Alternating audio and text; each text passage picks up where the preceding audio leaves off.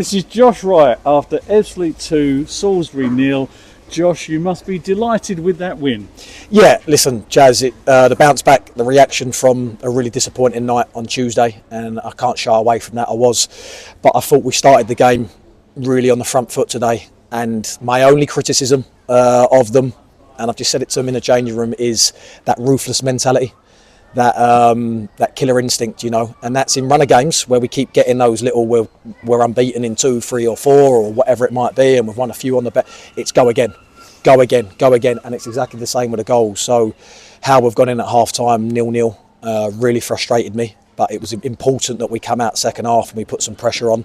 They tweaked and changed some shape. They made a substitution and tweaked their shape, and it had a bit of an effect for them. But once we get the goal, I want to go and get the second, and I want to go and get the third. I don't want it to be in the 94th minute that we're hanging on, because again, I think Gio made one save sort of late second half, but it's territory what they have, and it's one moment, one slip, one decision, one ricket, and it can catch you out. But obviously to get the second one was nice. Would have liked it a bit earlier, but we need to get that ruthless side to us. But on the whole, really pleased today. I thought the boys, it was an attacking lineup. Let's not shy away that I've got 4 injuries at the football club, and all 4 of them are centre halves, or certainly 3.5 if you like.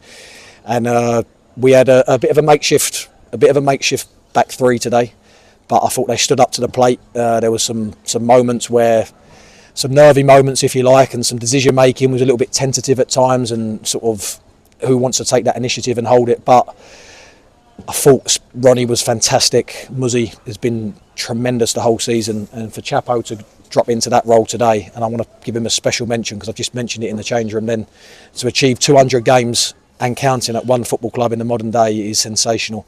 And he's been sensational this season, by the way, and he can play here, there and everywhere. I've had some different teams and lineups and formations this week, and I had him here, I had him there, and in the end he's ended up in the back 3, made my decision through the course of the week, and I thought he was really, really good as well today. But to a man, everyone, we deserved that result, but it could have been made a bit easier with taking chances.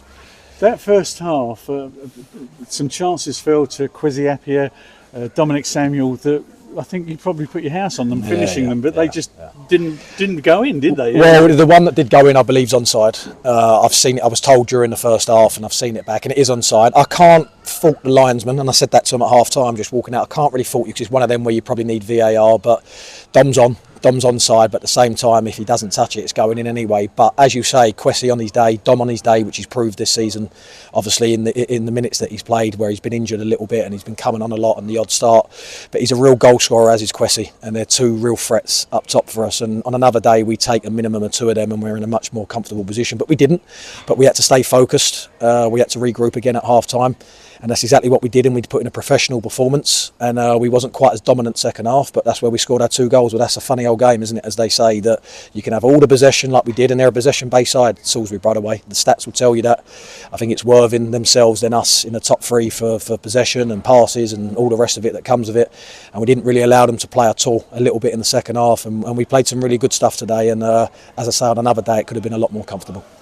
I just want to finish on that first half. The referee blew the whistle for half time. He didn't add any time added on. I can't remember the last time I've been to a game where there has been no time added on at the end of a half. Do you know where I see it? And I could be corrected here, I see it a little bit in European football, Champions League football, like on a Tuesday, Wednesday night, if you catch a little bit of it, or I've just watched them over the years. I think I remember saying it, I don't know if it was this season or last, I was like, he's just blown them 45 there. And yeah, it is quite ironic to see it at this level, or in the British game, if you like, and especially with nowadays that we're getting 8s, 9s and 10s, and even at half times 5s and 6s. I was told it was 1 at one stage, and then at the next minute I said he's not going to add anything on. And listen, it's small margins, but it could mean something. It could matter. It could be us going to score a goal, but it could be at the same time something goes against us. But it is for both sides. You're looking at it and thinking, well, hang on. If there's stoppage time to be played, you've got to play it, and you never usually see it, so why didn't you see it today? But I will say, and I don't often sit here, and as much as the linesman got that one slightly wrong, I thought the officials were good today. I thought they came here, they were assured, they were efficient, there wasn't too much either way, and I thought they put in a decent performance. But listen, it was quite strange. Yeah.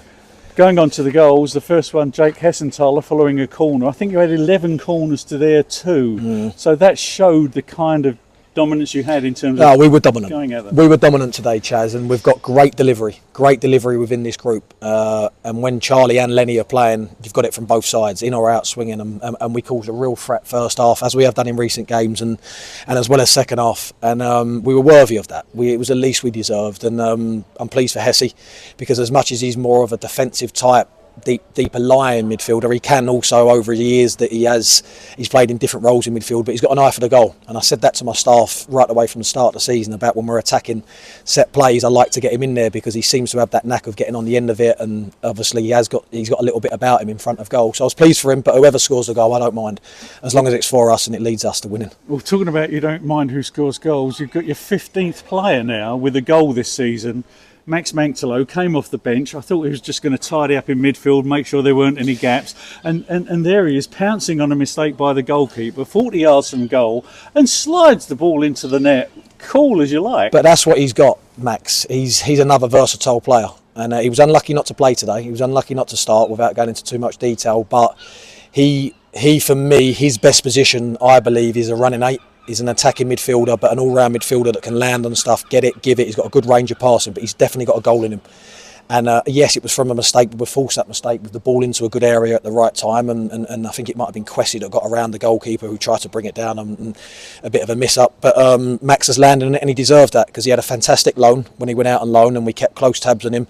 He had a really good loan, and it brought him back in good stead. And we've got a very competitive squad here, a very, very good squad. And he needs to bide his time. He's a young boy, but he's got a big future ahead of him, and he knows that. And he's a fantastic character and a really good kid. And I'm really pleased that you've just told me that's the 15th goal scorer. So I've got a few more to go to get to the full squad. Well, I just challenged Ronnie Nelson. You know, he's one of the few outfield players who hasn't scored yet. Oh, his will come. His will come. He's a proper player, that boy. He's a proper player, and he's got a lot to learn. But he's a really, really good project for this football club. He's had to bide his time and be a little bit patient. But I love the way he defends. He's quick. He's aggressive. He can play in terms of on the ball, but he's front-footed, and everything, when you're looking at him, he's on point, and he's assured in what he does, and he's got a great future ahead of him. And he deserved his crack, he's deserved his chance, and he's come in today, and I thought he had a really good game at the back for us. Next home game is a Tuesday night under the lights against Maidstone, but before that you got a little journey in the FA Cup. So we've got to talk a little bit about the FA Cup. And last week you told us that you had some time at Grimsby. What a proper ground it is. I mean, Grimsby, you know, they've beaten Gillingham already this season. They're in the playoff places. How'd they get on today? Pardon? How'd they get on today? Do we know? Who, Gillingham or Grimsby? Grimsby. Don't know. But anyway, it's going to be probably an old-fashioned cup tie. You know, giant killing act is on the cards. But you know, have they got an eye on getting promoted because the playoffs are in their reach? And well, I think they play Tuesday as well. Brentford in the Carabao Cup, which is a big game for them, a big occasion. Obviously, the cup that they beat Man United, and then Sheffield Wednesday away in. But going back to that, our next home game, this place is becoming a really difficult place to come, and we need to continue that. Our home form's superb, but we need to balance that now with our away form, which will be addressed, and it certainly is already. But as you say, Chaz, it now gives us a really, really nice week going into Grimsby, and the boys deserve it, but the club do, the fans, more than anyone, the fans do, and I'd love to see numbers up there on Saturday. I'd love to see it. I know it's a journey. I know it's a long way, but these games don't always come around too often, you know, and it's a really, really, really good football stadium to go and play at. I'm sure there'll be a crowd. They're doing well, they're flying high, and it's going to be a tough game.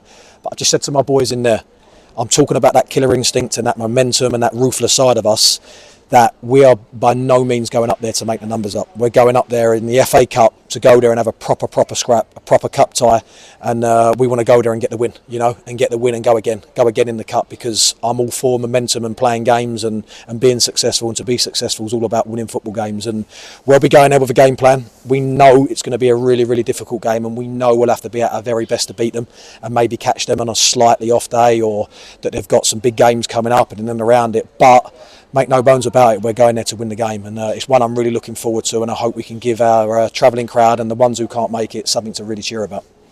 Whatever the result next week, it's going to be a hard game and long journey, and then you've got to come back for that Maidstone game. Could you have done without that interruption building into the Maidstone game? Would you have liked a clear week to build up for that? Oh look, Maidstone falls on a Tuesday night anyway, so I'm led to believe that we would have been playing next Saturday. I think it was Maidenhead who were out the cup, so we would have had a game anyway that was on the road, albeit not as far as a journey. But there would have been a massive league game on the Saturday instead of a really big FA Cup game that takes us into the Tuesday night. Tuesday night games are what they are. They're quicker turnarounds. You don't have as much recovery time, prep time and work time if you like, but they're the same for everyone. So it is what it is. It's one step at a time. I'm really chomping at the bit and looking forward to the Grimsby game, and then I'm really excited to get back here where we've been fantastic so far to play Maidstone on Tuesday night under the lights. Well, Max Magdalo virtually had the last kick of the game today, and I think he sent everybody home very happy. So I think you're going to be happy this evening. Congratulations on today's win, and good luck next Saturday in the FA Cup. I will be, Chaz, and the Chinese takeaway will be arriving at about 7:30, I believe. And I know there's a couple of people behind the camera who are quite happy for me to say that. But no, listen, great reaction from Tuesday night and a really good 3 points. So onwards and upwards. Okay, thanks, Josh. Thank you.